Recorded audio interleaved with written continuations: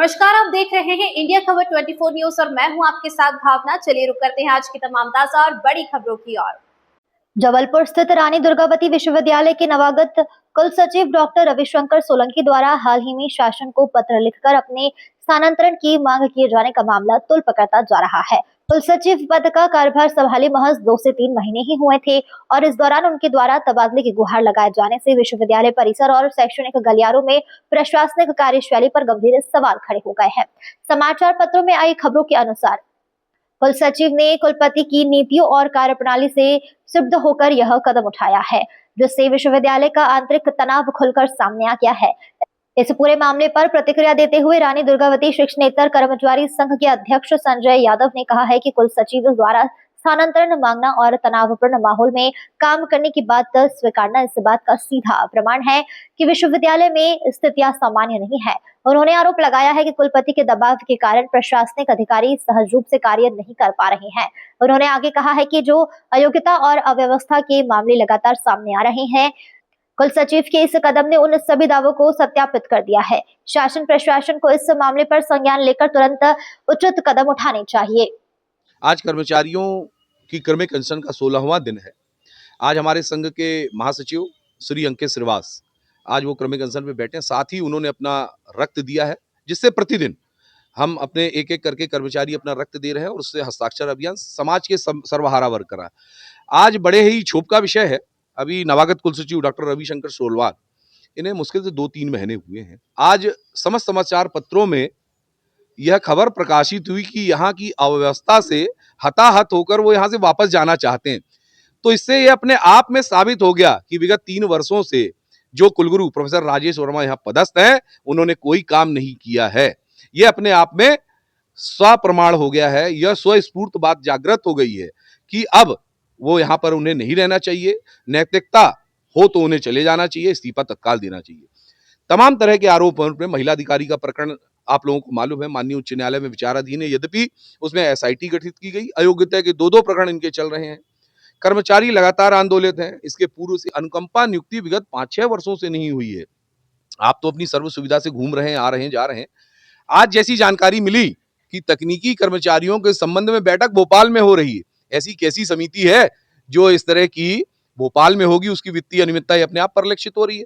जब संबंधित कर्मचारियों से उनके बयान नहीं लोगे, उनका पक्ष नहीं सुनोगे, तो आप अपने मनोनुकूल रिपोर्ट बनवा लोगे। तो इस तरह की तमाम ये खबरें हैं जो विश्वविद्यालय को मतलब हताहत कर रही हैं, परेशान कर रही हैं, चाहे छात्र हो, छात्रा हो। आप देखिए नादरशाही का फरमान हमारे विद्यार्थी परिषद के साथियों ने कहा कि भाई विश्वविद्यालय के छात्रावास अच्छे होने चाहिए, तो उनने ये सूचना निकाल दी बिना वैकल्पिक व्यवस्था की, ये छात्राएं वापस चली जाएं, अपनी अपनी व्यवस्था कर लें। ये नादरशाही है।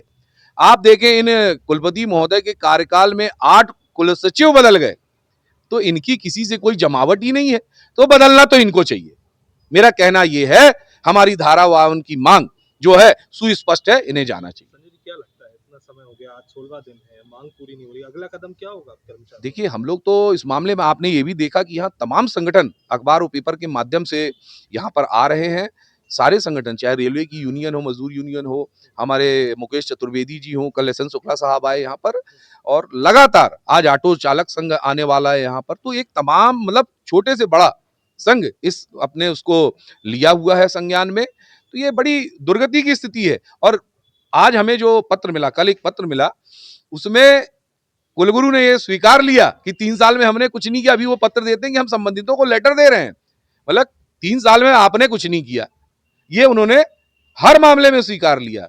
आप जब नेक का काम कराते हैं, हमारे कर्मचारी या दीक्षांत कर 10 दिन में 5 दिन में सारी चीजें हो जाती हैं, हम लोग चकाचक काम कर देते हैं।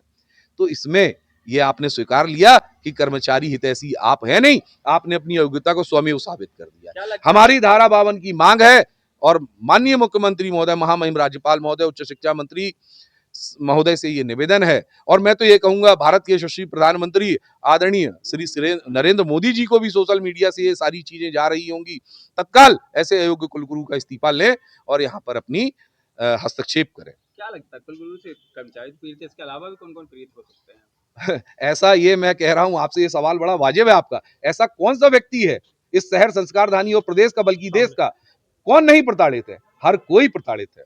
यहाँ अगला कदम क्या होगा? अगला कदम हमारा जोरदार आंदोलन रहेगा। इसमें समाज के मैं तो आप पत्रकार बंधु यहाँ देख रहे हैं और आप लोग ने हमारी मांग को बहुत मीडिया में उठाया और हमारी जायज मांगों को आप उठाते हैं। आप किसी से निर्विवाद रहते हैं, किसी के पक्ष में नहीं रहते हैं और आप इसी विश्वविद्यालय के छात्र हैं, सब कुछ आप देख रहे हैं कि इन 3 वर्षों में किस तरह की स्थिति यहाँ पर नादरशाही की प्रक्रिया हो चुकी है। तो इसलिए हम ये कुलपति महोदय का इस्तीफा चाहते हैं, कुलगुरु महोदय को वर्तमान में तालाबंदी की भी तालाबंदी होगी।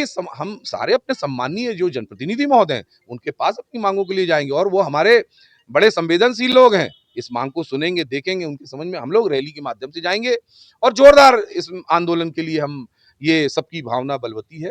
इस दिशा में हमारा मांग वही है, धारा 52 लगाया जाए और सुयोग्य योग्य यहाँ पर कुलपति की नियुक्ति हो। मैं संजय यादव, अध्यक्ष हूँ कर्मचारी संघ रानी दुर्गावती शैक्षणिक कर्मचारी।